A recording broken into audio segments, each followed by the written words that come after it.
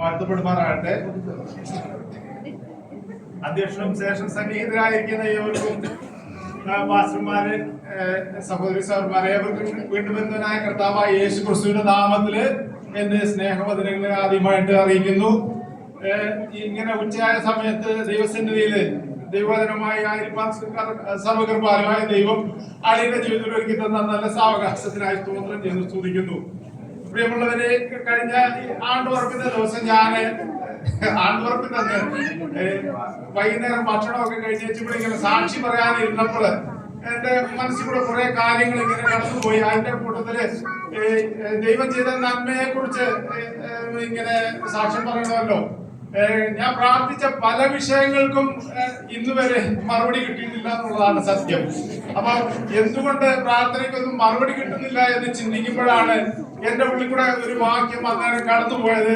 ആ വാക്യം വായിക്കാം. ആദ്യമായിട്ട് ആ വാക്യം വായിക്കാം. സങ്കീർത്തനങ്ങള് 49:1. സങ്കീർത്തനങ്ങൾ 49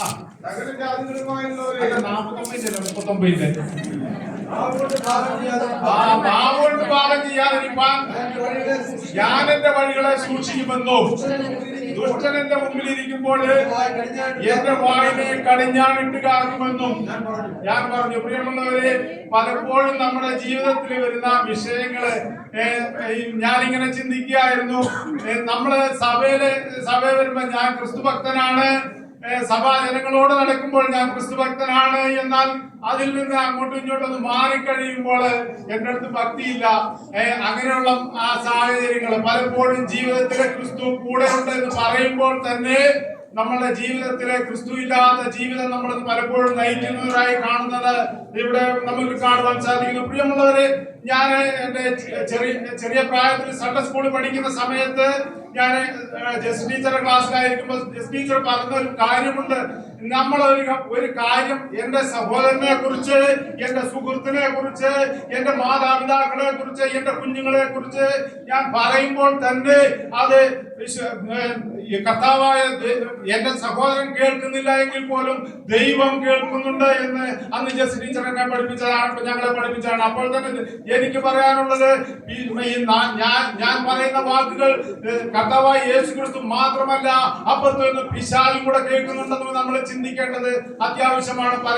അങ്ങനെ പറയാൻ കാരണം എന്താണെന്ന് ചോദിച്ചാല്, യോബിന്റെ പുസ്തകത്തിൽ നമ്മൾ വായിച്ചു തുടങ്ങുമ്പോൾ തന്നെ അതിൽ കാണുന്നത്, യോബിന്റെ പുസ്തകത്തില് ദൈവത്തിന്റെ സന്നിധിയില് ദൈവപുത്രന്മാരെ നിൽക്കുമ്പോൾ അവര് അതിന്റെ മധ്യത്തിൽ നിന്നുകൊണ്ട് പിശാചി ചെന്ന് നിൽക്കുന്നതായി കാണുന്നു. പിശാചിനോട് ദൈവം ചോദിക്കുന്നു, നീ എവിടെ നിന്ന് വരുന്നു എന്ന് ചോദിക്കുമ്പോൾ ഞാൻ ഭൂലോകമൊക്കെയും ഊടാടി സഞ്ചരിച്ചിട്ട് വരുന്നു എന്ന് കാണുവാൻ സാധിക്കുന്നു. അങ്ങനെയെങ്കിൽ പ്രിയമുള്ളവരെ, നമ്മൾ പറയുന്ന വാക്കുകള്, നമ്മൾ പറയുന്ന പ്രാർത്ഥനാ വിഷയങ്ങളുടെ മധ്യത്തില് ദൈവസന്നിധിയിലെ എത്തിക്കുവാൻ വേണ്ടി ദൈവസന്നിധിയിലെ കർത്താവായ യേശു ക്രിസ്തുവിന്റെ മധ്യസ്ഥതയില് കാര്യങ്ങള് ചെയ്യുമ്പോൾ എന്റെ കാര്യങ്ങള് എന്നെ കർത്താവിന്റെ രക്തത്താൽ മൂടിക്കൊണ്ട് എന്റെ പ്രാർത്ഥന അവിടുത്തെ സന്നിധിയിലെത്തുമ്പോൾ എനിക്കെതിരെ നിന്നുകൊണ്ട് പിശാച് പറയുകയാണ്, അവൻ ഇങ്ങനെയൊക്കെ കാര്യങ്ങൾ ചെയ്യുന്നത് കൊണ്ട്. അതുകൊണ്ട് തന്നെ പ്രിയമുള്ളവരെ, പലപ്പോഴും നമുക്ക് കാണുവാൻ സാധിക്കുന്നു, ദാനിയേലിന്റെ ദർശനത്തിന് മുടക്കം സമയം താമസിപ്പിച്ചെങ്കിൽ നമ്മുടെ പ്രാർത്ഥനയ്ക്ക് താമസിപ്പിക്കുവാൻ അത് കാരണമായി തീരുന്നതായി നമുക്ക് കാണുവാൻ സാധിക്കുന്നു. പ്രിയമുള്ളവരെ, നമ്മൾ കാണുന്ന പല കാര്യങ്ങളും നമ്മൾ നിസ്സാരമായി നിന്നുമ്പോൾ അതിനെ ദൈവം നിസ്സാരമായി കാണുന്നില്ലെന്നുള്ളതാണ് നമുക്ക് കാണുവാൻ സാധിക്കുന്നത്.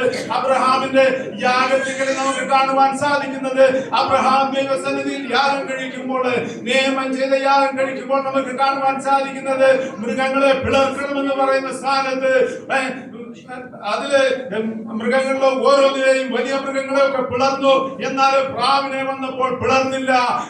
നമുക്ക് കാണുവാൻ സാധിക്കുന്നത്, രാവിലെ മുതൽ വൈകുന്നേരം വരെയും ആ യാഗത്തിങ്കല് തീ കത്തിയില്ല, ദൈവത്തിന്റെ അഗ്നി ഇറങ്ങി വന്നില്ല. കാരണം എന്ത്? നിയമപ്രകാരം യാഗപീഠത്തിൽ അഗ്നി ഇറങ്ങാത്തതിന്റെ കാരണം എന്താണെന്ന് ചോദിച്ചാല്, നിയമപ്രകാരം പറഞ്ഞതുപോലെ ചെയ്യാത്തത്. ഞാൻ എന്റെ സഹോദരനെ കുറിച്ച് പറയുമ്പോൾ സഹോദരനെ അപവാദം നാം പറയുമ്പോൾ അവൻ കാണുന്നില്ലായിരിക്കാം, അവൻ കേൾക്കുന്നില്ലായിരിക്കാം. പലപ്പോഴും നമ്മൾ പറയുന്നത് ഇത് നിസ്സാരമല്ലേ, നിസ്സാര കാര്യമല്ലേ ഞാൻ പറഞ്ഞത്. എന്നാൽ അതിനുപോലും ദൈവസന്നിധിയിൽ നമ്മൾ കണക്ക് കൊടുക്കേണ്ടി വരും എന്നുള്ളത് മറന്നു പോകരുത്. എനിക്ക് ആ സമയങ്ങള് ഓർമ്മ വന്ന ഒരു കാര്യം പത്രോസിന്റെ ജീവിതമാണ്. പത്രോസിനെ കർത്താവായി യേശു ക്രിസ്തു വിളിച്ച് വേർതിരിച്ചു. പത്രോസിനെ നമുക്ക് കാണുവാൻ സാധിക്കുന്നത് വെറും ഒരു മീൻപിടുത്തക്കാരനായ പത്രോസിനെ വിളിക്കുമ്പോൾ പത്രോസിനെ പറയാനുള്ള ഗുണം എന്താണെന്ന് ചോദിച്ചാൽ പത്രോസ് ഒരു മീൻപിടുത്തക്കാരനാണ്, മീന്റെ നാറ്റമുള്ളവനാണ്. എന്നാൽ കർത്താവിനെ പത്രോസിനെ വിളിച്ച് വേർതിരിച്ച് കർത്താവിന്റെ സന്നിധിയിൽ ശിഷ്യന്മാരുടെ ഗണത്തിലെ ഏറ്റവും പ്രധാനികൾ 3 പേരായിരിക്കുന്ന യാക്കോബ്, യോഹന്നാൻ, പത്രോസ് എന്ന് നമുക്ക് കാണുവാൻ സാധിക്കുന്നു. അതിലും പ്രധാനിയായിട്ട് നമുക്ക് കാണുവാൻ സാധിക്കുന്ന പത്രോസിനെയാണ്. പത്രോസിന്റെ ജീവിതത്തിൽ കർത്താവിനോട് കൂടെ നടക്കുമ്പോൾ പത്രോസ് നല്ല കാര്യം കർത്താവിന് വേണ്ടി നിൽക്കുന്നതായി നമുക്ക് കാണുവാൻ സാധിക്കുന്നു. എന്ന് പറഞ്ഞാല് അല്പസമയം ക്രിസ്തുവിൽ നിന്നൊന്ന് മാറി നിൽക്കുമ്പോൾ കർത്താവിനെ തള്ളി പറയുന്ന ഒരവസ്ഥയിലേക്ക് നമുക്ക് കാണുവാൻ സാധിക്കുന്നു. കർത്താവിന്റെ ക്രൂശീകരണത്തിന് ശേഷം നമുക്ക് കാണുവാൻ സാധിക്കുന്നത് പത്രോസ് തന്റെ പഴയ തൊഴിലായ മീൻപിടുത്തത്തിലേക്ക് തന്നെ തിരിഞ്ഞു പോകുന്നതായി കാണുവാൻ സാധിക്കുന്നു. പ്രിയമുള്ളവരെ, എന്നാൽ നമുക്ക് കർത്താവിന്റെ ക്രൂശീകരണത്തിന് ശേഷം ഭാഷൺ മുന്നേ പ്രസംഗിച്ചതുപോലെ ഞാൻ പോകുന്നത് നിങ്ങൾക്ക് നല്ലത് എന്ന് പറഞ്ഞ് അവിടെ നിന്ന് കാര്യസ്ഥനെ അയക്കാമെന്ന് പറയുമ്പോൾ പ്രിയമുള്ളവരെ, നമ്മൾ ചിന്തിക്കേണ്ട ഒരു കാര്യസ്ഥൻ എന്ന് പറഞ്ഞ് നമ്മൾ നിസ്സാരമാക്കി കാണണ്ട. ഉയരത്തിലെ ദൈവകർത്താവ് പിതാവ്, പുത്രൻ, പരിശുദ്ധാത്മാവെന്ന് കാണുന്ന 3ാമത്തെ ദൈവം അതേപോലെ നമ്മൾ ഇറങ്ങി വസിക്കുകയാണ്. പ്രിയമുള്ളവരെ, 50-ാം ദിവസം പെന്തക്കോസ്ത് നാളിലെ കർത്താവ് അവര് ശിഷ്യന്മാർ കൂടിയിരുന്നിടത്ത് അവരുടെ മധ്യത്തിലെ കർത്താവിന്റെ സാന്നിധ്യം പരിശുദ്ധാത്മാവ് അവരുടെ മധ്യത്തിലെ ഇറങ്ങി വരുമ്പോൾ അവരെ കർത്താവ് പിളർന്ന നാവുകൾ കണക്ക് അവരുടെ മധ്യത്തിൽ പ്രത്യക്ഷപ്പെടുമ്പോൾ അവര് നാവെടുത്ത് പരിശുദ്ധാത്മാവിൽ സംസാരിക്കുന്നതായി കാണുവാൻ സാധിക്കുന്നു. പ്രിയമുള്ളവരെ, അതിനുശേഷം കർത്താവ് ഒരിക്കൽ പോലും പത്രോസ് പിന്മാറ്റത്തിന് തന്റെ പഴയ അവസ്ഥയിലേക്ക് പോയതായിട്ട് കാണുവാൻ സാധിക്കുന്നില്ല. അങ്ങനെയെങ്കിൽ പ്രിയമുള്ളവരെ, നമ്മുടെ ജീവിതത്തിൽ എന്താണ് സംഭവിക്കുന്നത്? പരിശുദ്ധാത്മാവ് നമ്മളിൽ വരാനിട്ടോ? ഇന്ന് നമ്മൾ ക്രിസ്തുവിന് വേണ്ടി നിൽക്കാത്തത് പലപ്പോഴും നമ്മൾ ക്രിസ്തുവിനെ കാണേണ്ട അതേ ഒരു ആർജവത്തോടു കൂടി ഇന്ന് നമ്മൾ പലപ്പോഴും ക്രിസ്തുവിനെ നിസ്സാരമായിട്ടല്ല കാണുന്നത്. പരിശുദ്ധാത്മാവാകുന്ന ദൈവം നമ്മുടെ ഉള്ളിൽ ആവസിച്ചിട്ടുണ്ടെങ്കിൽ എന്തുകൊണ്ട് നമുക്ക് നമ്മുടെ സഹോദരനോട്, നമ്മുടെ സുഹൃത്തുക്കളോട്, നമ്മുടെ സ്നേഹിതരോട് നിൽക്കേണ്ടതുപോലെ നിൽക്കുവാൻ നമുക്ക് സാധിക്കുന്നില്ല? നമ്മളെ ഒരിക്കൽ കൂടി നമ്മളെ ശോധന ചെയ്തുകൊണ്ട് ഈ ദിവസങ്ങൾ നമുക്ക് മുൻപോട്ട് പോകാം. അതിനായി ദൈവം നമ്മളെ ഓരോരുത്തരെയും സഹായിക്കുമാറാകട്ടെ.